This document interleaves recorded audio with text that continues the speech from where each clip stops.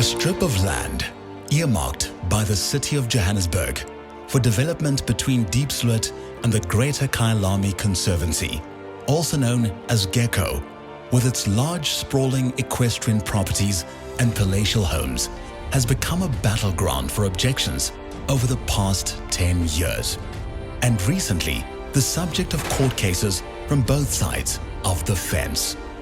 Should development be halted in this area due to the potential impact it may have on the equestrian lifestyle in the adjacent Gecko Conservancy, or should the development take place in line with the City of Johannesburg's Regional Spatial Development Framework and Corridors of Freedom policy?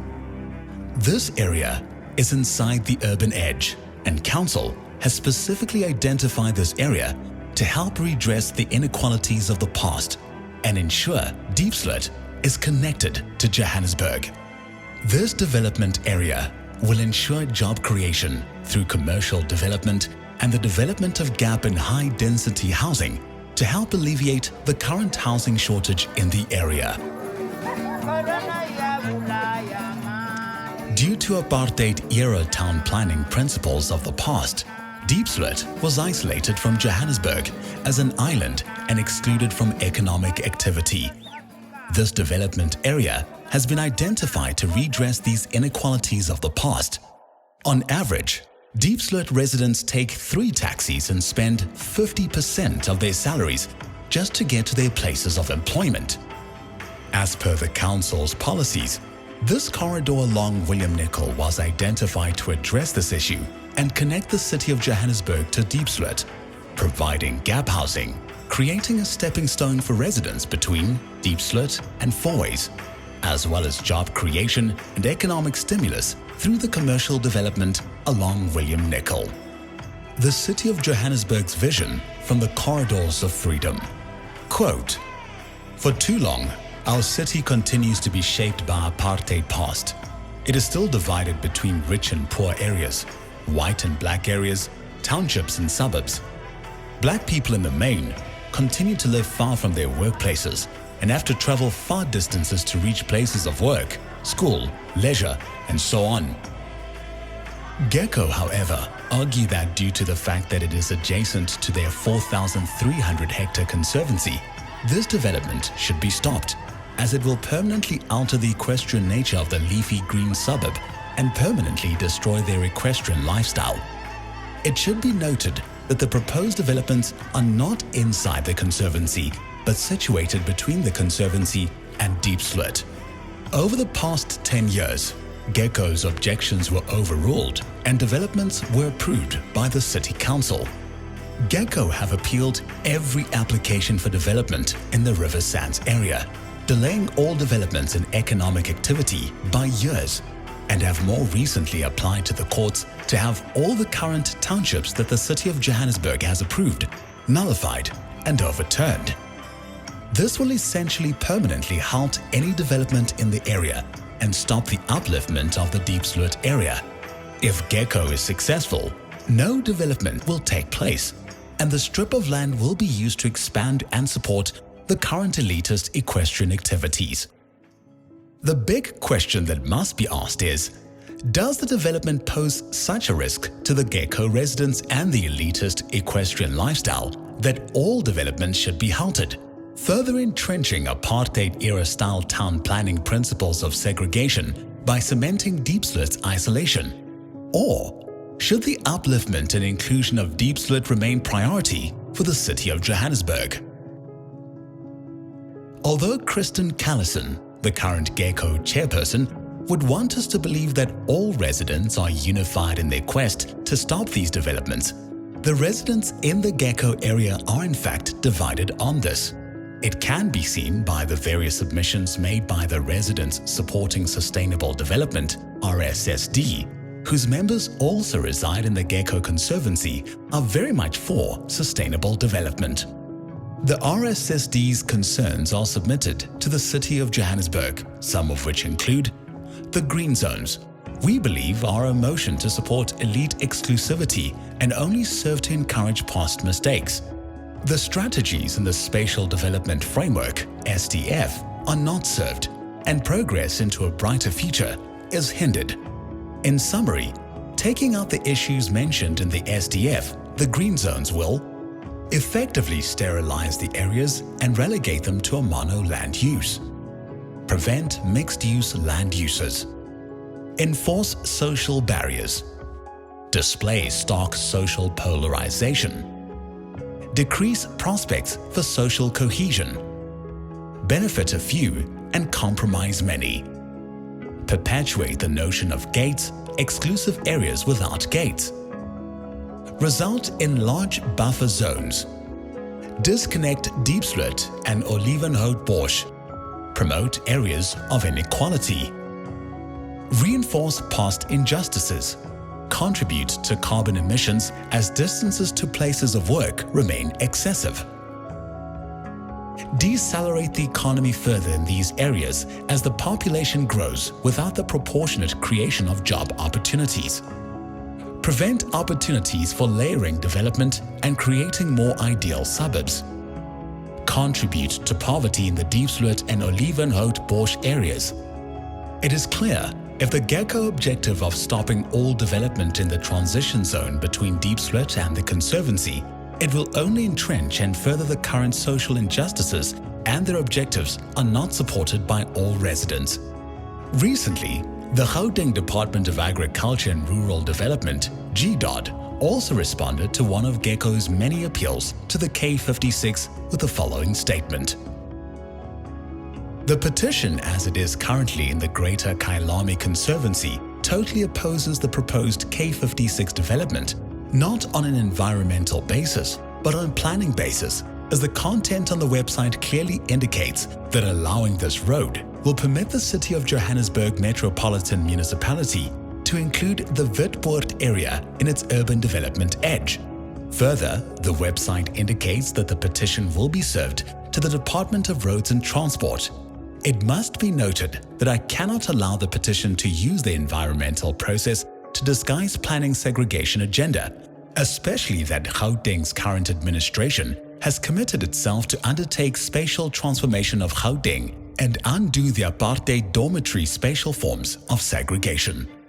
Whilst considering the objections deeply, I note that all objectors are from the Witpoort area, which is equidistant from the development site as the Diepsloot development area.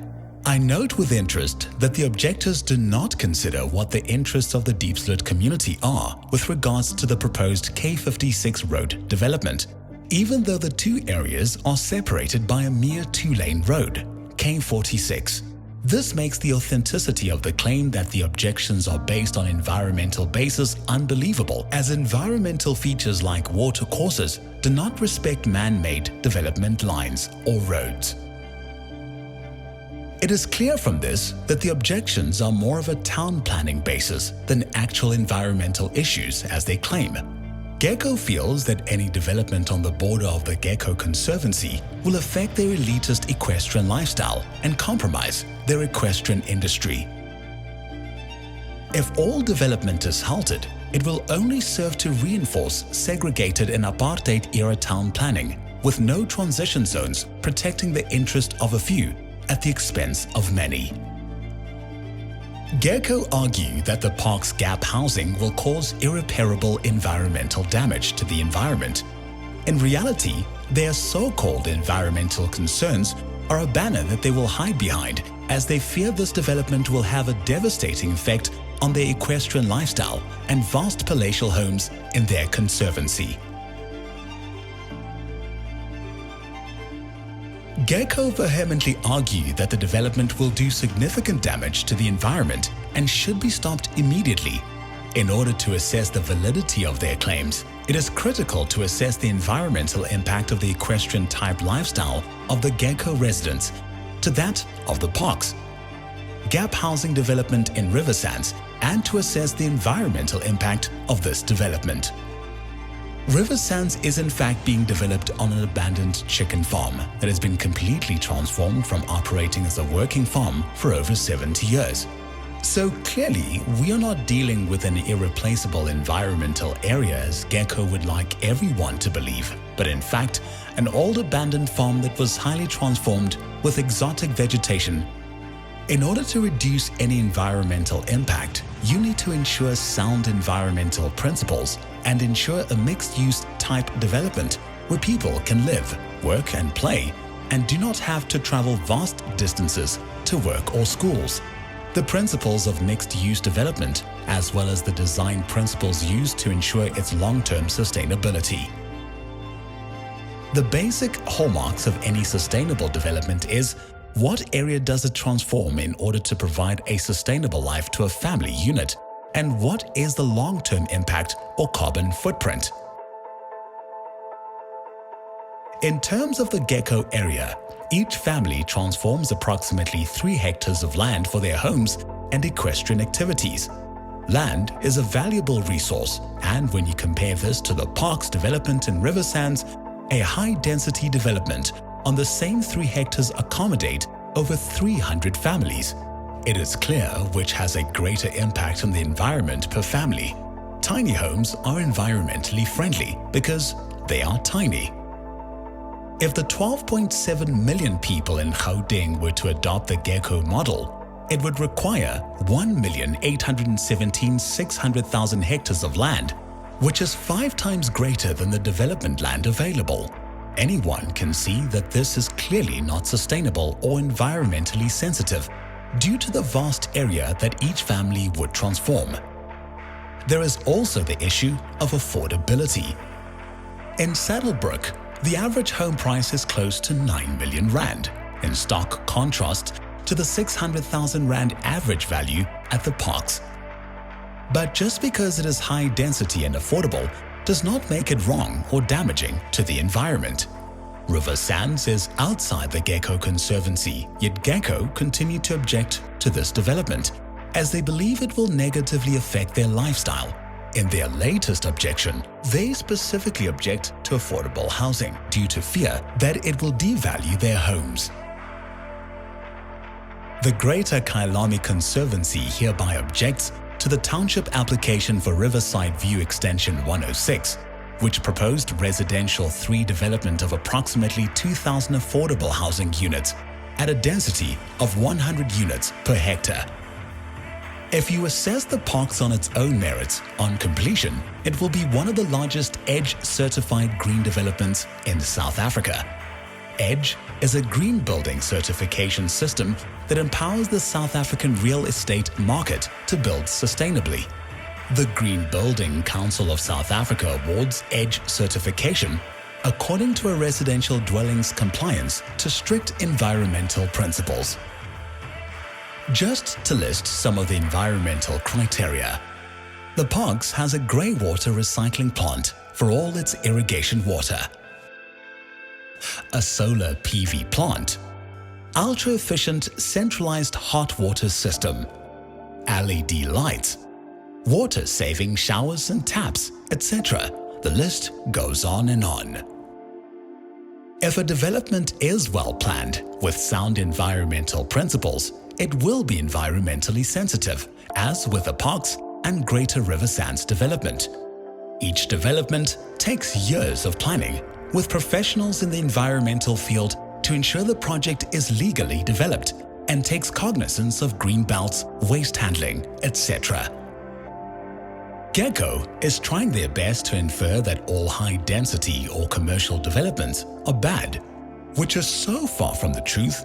The point is that just because something does not fit into how you think people should live does not instantly make it wrong or damaging to the environment.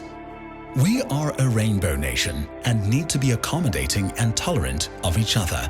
Everyone is entitled to services, homes, schools, etc. And not just if you have enough money to afford a large property and palatial homes. Riversands is a unique example of a mixed-use development that includes a school, early learning centers with numerous job opportunities in the commercial development, ensuring people can live, work, and play in one geographic area, eliminating long commutes and ensuring long-term sustainability and lowering the carbon footprint.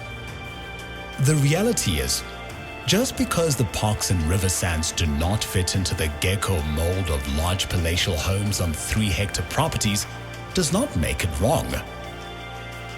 One wonders how people from such a privileged background fail to understand how stopping job creation and housing development will impact on the less fortunate. Gecko's objective is to protect their lifestyle by stopping developments that are in a transition zone outside their conservancy at the benefit of a few and at the expense of many, and really enforces apartheid-era town planning principles of segregation. Just to put things into perspective, the current Gecko Conservancy is 4,300 hectares, and this has been largely transformed with palatial homes and equestrian activities and accommodates approximately 1,000 homes. This is in stark contrast to the Riversands that will accommodate 6,000 homes and a commercial area that will create 71,000 jobs on 220 hectares, an area 5% the size of the Gecko Conservancy. With this, you can assess the environmental footprint of the two different areas and which one is in fact more environmentally sensitive. In addition, if you want to assess environmental sustainability, perhaps one should observe how Gecko has illustrated an appropriate methodology to conserving wetlands within their own conservancy. Turns out, through sheer observation on Google Earth, Gecko has built houses, stables, structures, dams, arenas, and sheds directly inside their wetlands and associated buffers that they claim to protect. Some of these have been completed recently without official approvals or the required water use licenses that are required by law. Gecko also hides behind equestrian activities as if they are in some way automatically environmentally conscious, which is far from reality. If you consider the fact that horses are not endemic to South Africa, they require huge areas of land to be transformed to sustain them in terms of arenas, paddocks, stables, etc. This does not even take into consideration the numerous hectares of land that are required to grow feed for these horses, as well as the environmental damage and loss of topsoil that occurs when the horse feed is grown. And then there is transport for this feed as well. In a recent environmental impact assessment for the K56, the environmentalists noted that the vast majority of natural vegetation in the Gecko Conservancy had been destroyed from the horse paddocks, resulting in significant erosion where all the silt is choking and damaging the wetlands in the conservancy. We do not have a fundamental issue with horses and equestrian activities or large properties as a whole, as a large number of our developments include equestrian facilities, and we believe in diversity. But we do believe that everything has its place, and not everyone is the same or has the same needs and resources. We just take exception to the fact that Gecko believes that if you ride a horse, you are automatically an environmentalist and are now somehow environmentally sensitive or exempt, which is far from the case. Each horse has a significant carbon footprint and environmental impact. There is no question that equestrian activities as a sport is reserved for the elite in South Africa. Just because a property is large or houses horses does not make it wrong, but the same is true for high-density developments that are sustainably executed. Our issue is that Gecko hide behind an environmental banner while trying to protect this elitist lifestyle, stopping and objecting to developments that are not in their conservancy. Developers like Century Property Developments go through a rigorous approval process and spend millions of rands to ensure that the wetlands within their development areas flourish. Sure, there have been instances of transgression, but those were rehabilitated immediately after the incidents occurred. It is starting to look like Gecko's objections aren't about environmental concerns at all.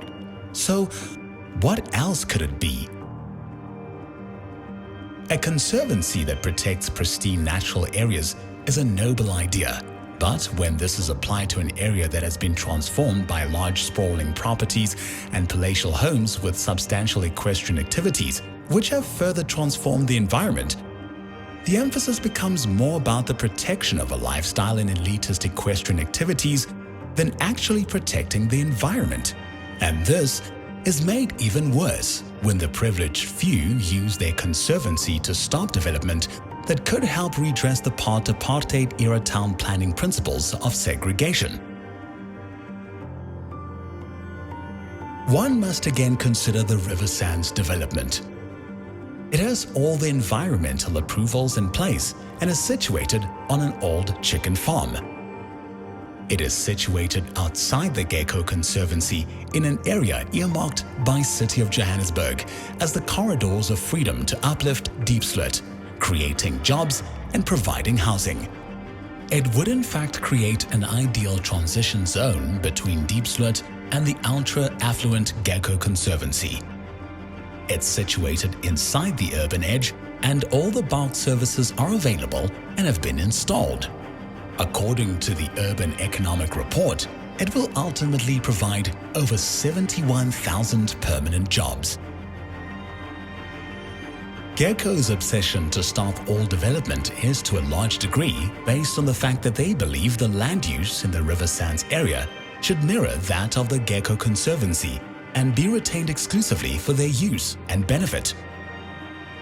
When a commercial development is advertised, they argue that Diepsloot has a severe shortage of housing infrastructure for existing residents. This development would only attract more job seekers looking for housing in an already stressed situation where many live in inhumane conditions. Thus, if you create jobs, it will worsen the housing situation. Yet, when there is a residential development, they will specifically object to the provision of gap housing like the parks.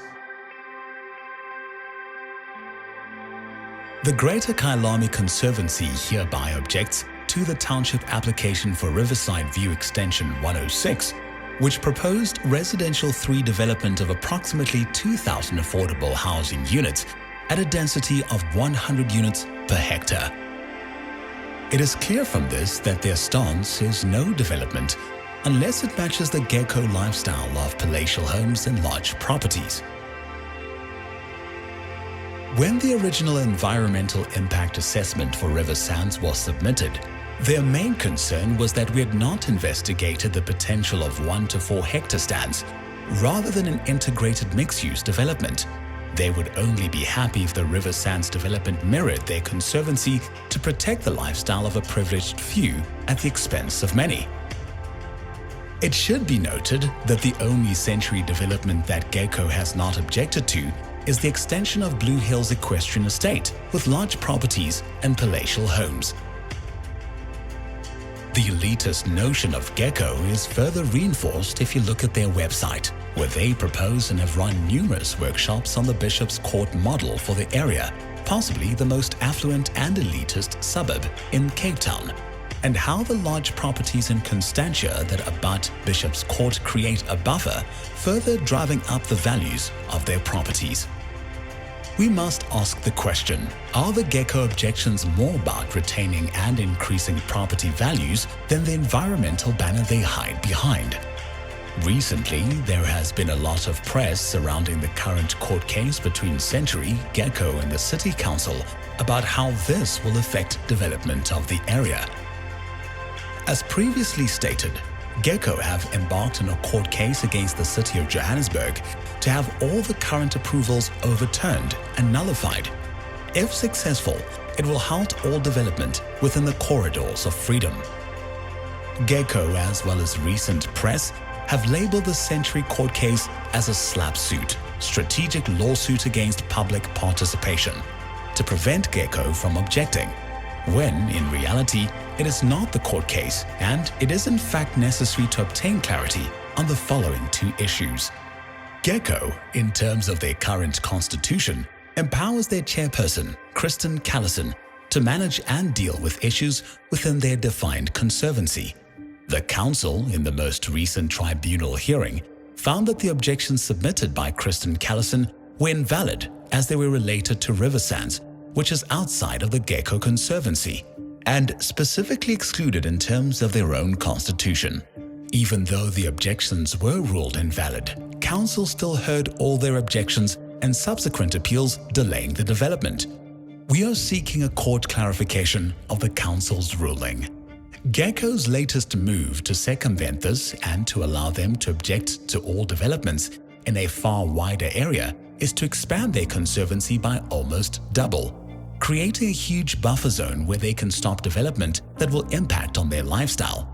Riversands, Tanganani, Diepsloot East, a new proposed development of 13,000 homes that will expand Diepsloot towards the GECO Conservancy, as well as vast tracts of land in Tshwane that are also earmarked for housing and commercial areas to further uplift and promote development next to Diepsloot are now proposed to be included in the GECO Conservancy.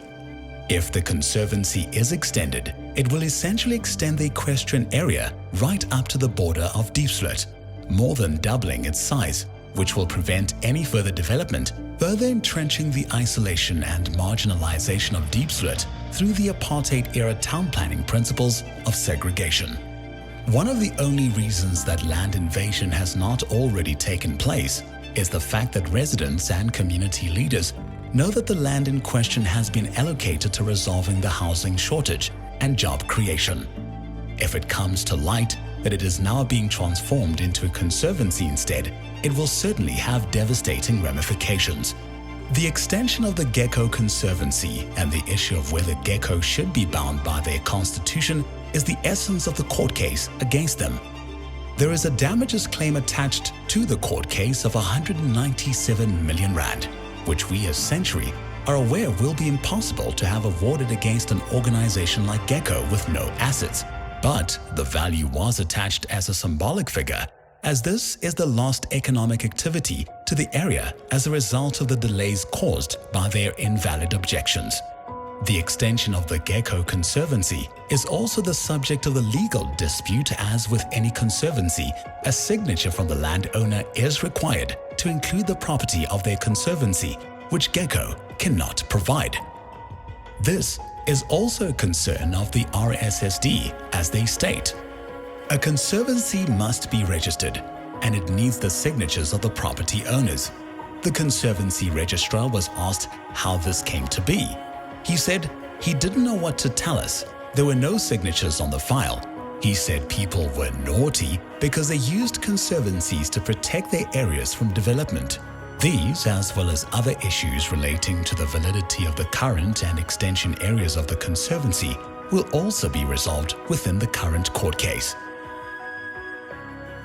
Again, the basics of the Riversands development are: the Riversands development is not within the GECO Conservancy. The Riversands development is in line with the City of Johannesburg's Corridors of Freedom policy to help redress apartheid-era town planning. The Riversands development will create 71,000 permanent jobs and provide over 6,000 gap housing units, according to the Urban Economic Report. The Riversands development is located on an old chicken farm that was farmed for 70 years, and it has all the required environmental approvals. And, in short, the court case was deemed necessary by Century Property Developments in order to resolve the following two issues. Is GECO bound by its own constitution? Can GECO expand their conservancy without the property owner's consent, essentially expropriating the property without compensation? When one assesses GECO and their objectives, what is most relevant is Cyril Ramaphosa's July family speech, where he reiterated that the current situation in South Africa will only be resolved if we all make it our priority. That the level of unemployment, poverty and inequality in our society is unsustainable. This has become patently clear. We cannot expect a lasting and durable peace if we do not create jobs and build a more just and equitable society in which all South Africans can participate freely as well as equally. We must therefore commit ourselves not only to peace, but to greater economic opportunity for all. We are emerging now from a long period of uncertainty and stagnation.